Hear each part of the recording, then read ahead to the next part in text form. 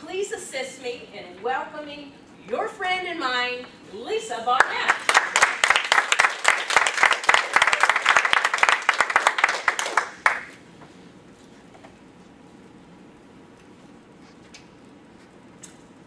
Can you think of a time in your past when someone said something that hurt you?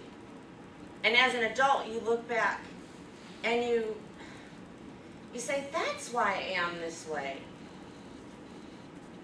I have a few instances in my childhood that have shaped me into the woman I have become today.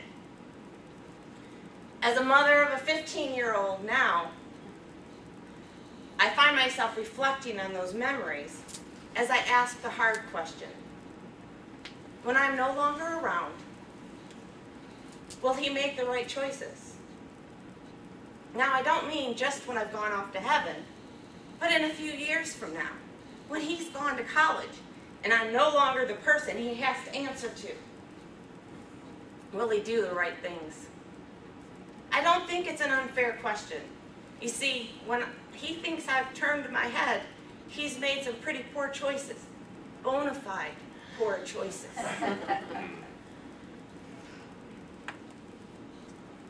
Today, children have a lot more choices than they did when we were kids, and that means more room for error. One of the memories I recall when I was a child that shaped me into the woman I am today is how my parents disciplined us. I can remember getting under Mother's feet, all us 4 kids. And when she got tired of hearing us bicker back and forth and all the tattling we did and just breathing the same air, she would put her hands on her hips and say, you wait till your father gets home. Well, I'm a little girl. And my dad was about 6'1", 280 pounds. He was the scariest man alive when he was angry. I wonder what it would have looked like if my parents would have taught us the Bible and the 10 Commandments and the need to be obedient. I wonder if my father and I might have had a better relationship today. Another moment I recall that has shaped me, 6th grade, Mrs. Johnson's class. I was so proud of my straight A elementary school record until she calls me up to look over our report card together. I see this big, fat B+ amongst the A's. I cried that day in school, on the way home, and when my parents looked at my report card. I wasn't afraid of being punished. You see, my brothers brought home C's and D's all the time. But my little brother, he had a learning disability, and he raised up his D to a C, and there was celebration. They hardly recognized my all A's and 1 B+. I wonder what it would have looked like if my parents would have read from us the Bible stories that showed examples of God's love for all his children, regardless of their unique talents. And that last moment that I feel has shaped me into the woman I am today. My first job in the real world. Those big golden arches never looked so shiny. I recall pulling into the parking lot, sporting that fine gray and white striped uniform, fire retardant material.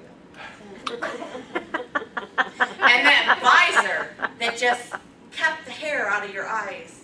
Unique. I was a model employee. I went from fry girl to register to star. That store area representative.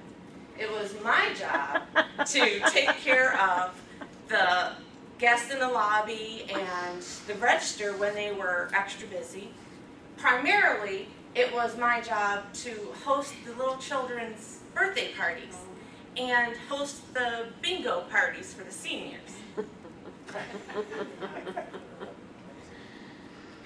I did my job well. I had a lot of freedom, but I fell to temptation when my friends would come and visit.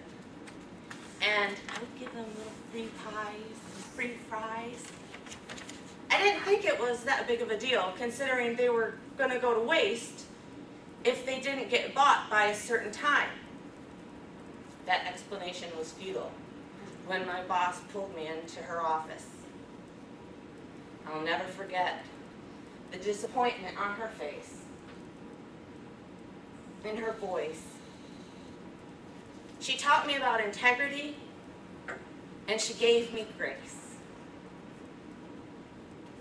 I wonder what it would have looked like had I been an overachiever for God and had taught myself the Bible at 16. Maybe I wouldn't have worried so much about what everybody else thought instead of more of what he thought. There comes a time in our life when we have to forget about the past and the disappointments and turn them into opportunities. I'm sure my son will have moments that he recalls that shapes him into the man he will become. I can only pray that I've learned enough from my past to help him walk standing tall and following God when no one's looking.